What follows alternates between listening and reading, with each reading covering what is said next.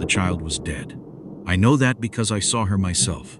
Her head hung loosely against her mother's shoulder as the woman burst through the church doors at midnight, screaming so loudly the sound felt alive. Rain followed her inside. Her feet slipped against the wet floor. She almost fell, but she tightened her grip on the child and screamed again. "Father Gideon, please!" Her voice cracked. "Please! My daughter is gone." I remember everyone turning. The church had been quiet before that. Only 7 of us remained after evening prayers. Old women arranging hymn books, 2 men speaking near the entrance, and me. I was cleaning candle wax from the altar. But the moment she entered, everything stopped. Because the child looked wrong. Still, too still. Her lips had turned pale. Her body hung with the terrible heaviness of someone who had already left this world. The mother dropped to her knees. Hard. The sound echoed through the church. "Please," she cried. She stopped breathing. "I tried everything. Father, please." And then something strange happened. Father Gideon didn't panic, didn't rush, didn't even stand immediately. He simply looked at her. Quiet, still, like none of this surprised him. Then he spoke, softly, too softly for the situation. "Lay her down." The woman hesitated, crying violently. "Father," his voice changed. Not louder, but firmer. "Lay her down." Something about the way he said it made the room go silent. Even the mother obeyed immediately. She gently placed the child on the church floor. I remember staring at Father Gideon, waiting for him to shout instructions, call for water, pray loudly, do something. Instead, he knelt beside the child, placed both hands on her chest, closed his eyes, and whispered something. I couldn't hear the words. Nobody could. But the candles flickered, every single one, at once. The air changed. I still don't know how to explain that feeling. The room became cold. Not normal cold, heavy cold. The kind that feels like someone invisible just entered. The old woman beside me suddenly crossed herself. One of the men whispered, "What is happening then?" The child gasped, violently, like something had shoved air back into her body. The mother screamed, but this time, not from grief. The little girl coughed again, then started crying. Alive, completely alive. The mother collapsed, tears pouring down her face.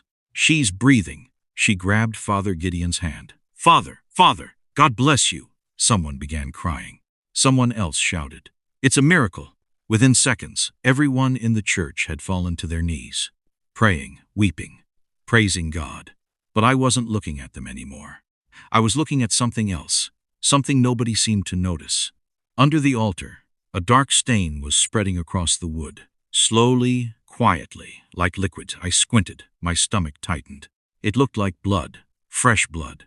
But nobody else noticed. Everyone was too busy celebrating, and somehow, that scared me more. By morning, the entire village knew. The dead girl had come back. People spoke about it, like it had happened directly in front of them. Even those who weren't there suddenly had details. She was dead for hours. Father Gideon called down fire from heaven. The church shook. Every person added something. But one thing remained true. The child was alive, and hope returned to Umuaka. You have to understand something. Before Father Gideon arrived, people were dying, badly, children mostly, then old people, then anyone whose body had simply grown too tired to fight. There was no proper clinic anymore. The nearest doctor was too far. Traditional healers had tried everything. Herbs, prayers, sacrifices. Nothing worked. People had stopped hoping. Then Father Gideon came. Nobody remembered inviting him. He simply arrived one morning carrying a Bible and one small travel bag. And within days, things changed. I remember the first miracle before the dead child. A woman named Ngozi, blind in one eye since childhood. Father Gideon touched her forehead during prayer, and she screamed. Not pain, shock. She kept shouting, "I can see! I can see!" She cried for 3 straight days. Then there was Okoro. Everybody knew him. Walked with a crutch after a farming accident. Could barely stand without help. One prayer, one touch, and he walked. Not slowly, not carefully. Walked like his legs had never betrayed him. People cried. Men hugged each other. Women danced. Even I believed. How could I not? I had seen it myself. But strange things started happening too. Small things at first, easy to ignore. Every night, at exactly midnight, the dogs started howling. Not barking, howling, like they sensed danger. Children woke up, frightened. Some cried, others said strange things. One little boy swore he heard voices under his house. Another said something whispered his name through the floor. Parents laughed, called it imagination. But nobody laughed when the animals started acting strange. Goats refused to walk near the church. Birds stopped resting on the church roof. Even stray dogs avoided the place. And somehow, nobody questioned it, because miracles make people blind, especially desperate people. My name is Chinedu. I was 17 when Father Gideon arrived, and I admired him more than anyone. Maybe because he noticed me. Most adults didn't, but Father Gideon did. One evening after service, he found me cleaning benches. He stood quietly beside me, then asked, "Why are you always the last person to leave?" I shrugged. "Nothing waits for me at home." He smiled slightly. "Not pity, something softer." "That's not true." I frowned. "How do you know?" He looked directly at me and said something strange. "Because people who feel unseen usually hide inside service." I froze, because somehow, he was right. My father had died years ago. My mother worked constantly. Nobody really noticed me, but Father Gideon did.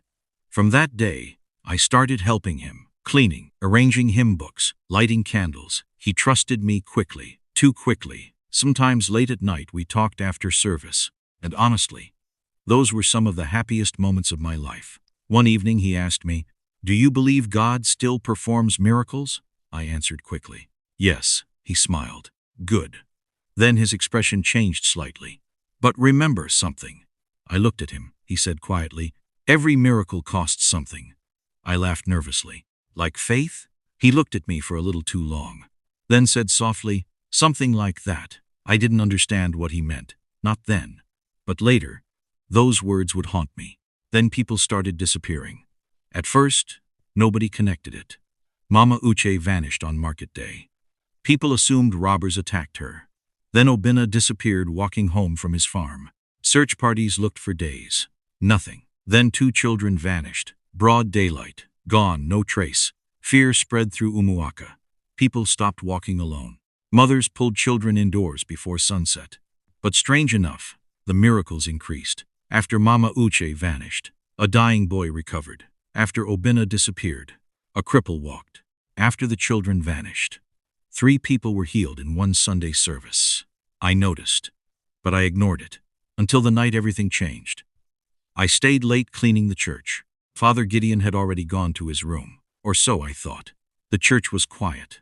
Only candlelight remained. I was scrubbing near the altar when I heard something.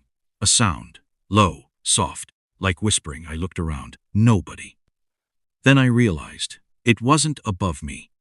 It was below me. The whispering came from beneath the floor. My hands froze. I stood slowly. The sound continued. Strange words. Not Igbo, not English, nothing I recognized. Then the altar moved, just slightly. My heart nearly stopped. A section of the floor shifted, and slowly, a hidden opening appeared beneath the altar. Cold air rushed upward, and then someone climbed out. Father Gideon. But he wasn't dressed like a priest, and what he was dragging behind him made my blood run cold. He wasn't wearing white. No cassock, no cross around his neck, only dark clothing. His sleeves rolled halfway up his arms, and behind him, something wrapped tightly in cloth dragged against the floor.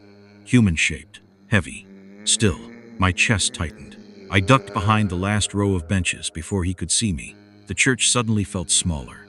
Too small, too quiet. Father Gideon stopped near the altar, breathing normally, not tired, not afraid. Like this was routine. Like whatever he had dragged out of the ground. Happened often. Then he whispers at something. Soft, but I heard it. Clear enough to remember forever. Forever. Another life? For another miracle. My blood turned cold. He dragged the shape into the vestry room, returned moments later empty-handed, then descended back beneath the church. The floor sealed itself. Gone. Like nothing had happened. I stayed frozen for what felt like forever. My legs shook when I finally stood. I wanted to run, but something inside me whispered, "You need to know." I walked home in silence. My mother asked, "Why do you look frightened?" I lied. "I'm tired." But I didn't sleep, because every time I closed my eyes, I saw the shape, wrapped, dragged, human, and I heard his voice again. Another life for another miracle. The next morning I told myself I imagined everything. I wanted to believe that. Needed to believe it. Because if I hadn't imagined it, then the man I admired most in the world was hiding something terrible. Then another person disappeared. A young farmer named Umuaka. He left for his farm and never came back. People searched everywhere. Forest, roads, nearby villages. Nothing. Then 2 days later, a woman dying from fever suddenly recovered after Father Gideon prayed over her. The whole church celebrated. People cried, praised God. But all I could think was, who paid for this? My stomach twisted. I started paying attention. Really paying attention. And the pattern became impossible to ignore. Every disappearance was followed by a miracle. Every single one, no exceptions. I started writing dates secretly. Names, disappearances, healings. The pattern never broke. I stopped sleeping properly. Stopped eating. I kept asking myself, what if I'm wrong? Then another voice answered, what if you're not? 3 nights later, Father Gideon left the village to pray for a sick chief in another town. The moment he left, I knew. This was my chance. I waited until midnight, then walked back to the church alone. The building looked different at night. Too still. Like it was watching me. I pushed open the doors. The air inside felt colder than outside. I walked toward the altar, hands shaking, heart pounding. I touched the wood. Nothing happened. Then I remembered where Father Gideon stood. I pressed harder. The floor shifted. Slowly, the hidden entrance opened. Cold air rushed upward. But this time, there was something else. A smell. Metal. Rot. Sweetness mixed with death. I nearly turned back. I should have turned back. Instead, I climbed down. Every step felt wrong. Like I was entering somewhere human beings were never meant to see. The underground room was bigger than I imagined. Stone walls, low ceiling, candles burning by themselves, and chains. So many chains, bolted into the walls. Some large, some horrifyingly small. I stopped breathing. No. Then I saw bones. Stacked in corners, my stomach turned violently. Some were too small to belong to adults. I covered my mouth. Tears filled my eyes instantly. Then, I saw the shelf. A brown leather journal. Perfectly ordinary. I opened it, and everything inside me broke. The handwriting was neat, calm, careful, like a doctor recording appointments. March 3. Governor's son. Severe illness. 1 child acquired. Transfer completed. Healing successful. My hands trembled. I turned the page. March 14. Barren woman. 1 adult male acquired. Healing successful. Another page. March 29. Child pneumonia. Widow acquired. Healing successful. After page. Human beings traded like payment for miracles. I dropped the journal. My knees hit the floor. I whispered, "Dear God." Then I cried. Not loudly. Quietly. The kind of crying that comes when something inside you collapses completely. Everything I believed shattered underground that night. The miracles were real, but so was the price. And somehow, that felt worse. Because people weren't being deceived. They were being saved. At someone else's expense. I climbed out before sunrise and made my decision. I would expose him. I had to. No matter what. Then life punished me. The next evening, my little sister Ada got sick. At first, we thought it was fever. Then her breathing changed. Too shallow. Too weak. By midnight, she couldn't sit up. My mother cried while placing wet cloth on her forehead. Chinedu, her voice broke. Go and get Father Gideon. I froze. No, she looked up, confused. What? No, her expression changed instantly. Fear, anger, disbelief. Your sister is dying. I looked at Ada. Small, weak, barely conscious. And suddenly the problem became real. Not theory, not morality. Real. If Father Gideon healed her, someone else would die. Maybe a child. Maybe someone innocent. But if I refused, Ada would die. My mother grabbed my shirt. Why are you standing there? I almost told her everything. Almost. But how do you tell a mother? Your daughter can live, but someone else must die for it. I didn't sleep.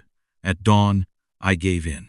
We carried Ada to the church. The building was full. Word spread quickly. People praying, crying, desperate. Father Gideon stood at the altar, calm, as if he already knew we were coming. His eyes met mine, and for a second, I think he understood exactly what I knew. He looked at Ada, then quietly said, "Lay her down." My chest tightened. He placed his hands on her. The church became cold again. Candles flickered. People whispered prayers. Then Ada screamed, sat upright, alive, breathing. My mother collapsed crying. "Thank you, Jesus," people shouted, celebrated. But I wasn't looking at Ada. I was looking at the floor, because beneath the altar, blood had started spreading again. Slow, fresh, and from below, I heard something, muffled, weak, then silence. Someone had just died for my sister. Something inside me snapped. I stood, voice shaking, then shouted, "Stop!" The church froze. Everyone turned. I stepped forward, heart pounding. "You all need to hear me." My mother grabbed me. "Chinedu, what are you doing?" "Mama, please." I looked at everyone. Faces I knew my whole life. People who trusted me. People who trusted him more. Then I said it. Everything. The hidden room. The chains. The bones. The journal. The disappearances. The sacrifices. The silence afterward felt endless. Then someone shouted, "Liar!" Another voice, "How dare you? Father Gideon healed my son." The church erupted, until Mama Obinna stepped forward. Her son disappeared 3 weeks earlier. She hadn't spoken once. She walked to the altar, touched the floor, found the seam, opened it, and climbed down. Nobody moved, nobody breathed. Then she screamed, a scream so broken it felt alive. She came back up holding a child's wrapper. Yellow cloth. Everyone recognized it. One of the missing children. The church exploded. People rushed underground, then came back crying, screaming, shaking, some vomiting, some collapsing. And through all of it, Father Gideon stood perfectly still, smiling. Then finally, he spoke. "You came to me. Silence. Every one of you." He looked around slowly. "You brought dying children. You begged me." His voice grew colder. "You wanted miracles." He stepped forward. "I only gave you what you asked for." Nobody spoke. Nobody moved. Then he said quietly, "You never asked the price." The candles went out one by one. Darkness swallowed the church. Then lightning flashed, and for 1 second, his face looked wrong. Older. Hungrier. Something impossible. The walls shook. Then fire erupted behind the altar. People screamed, ran, pushed. Chaos swallowed everything. The church burned fast. Too fast. Like something wanted it destroyed. We barely escaped. By sunrise, nothing remained. Only ash, black earth, smoke. They searched for Father Gideon. No body, no bones. Nothing. Gone. But one thing remained. The journal. Untouched. Lying on ash that hadn't burned it. As though fire refused to touch the truth. 3 weeks later, a traveler stopped an old woman near another village. "Please," he said. "I heard there is a priest nearby, a healer. My wife is dying." The old woman stared for a long time, then pointed slowly down the road. "There is a church," she said quietly. The man thanked her and left. The woman watched him go, then whispered, "Desperate people never stop looking for miracles, and something that feeds on desperation never truly dies. If you were Chinedu, tell me honestly, would you expose Father Gideon or stay silent to save your sister?" Subscribe to the Fable Throne, because the next story is darker, and somewhere, another miracle is already being paid for.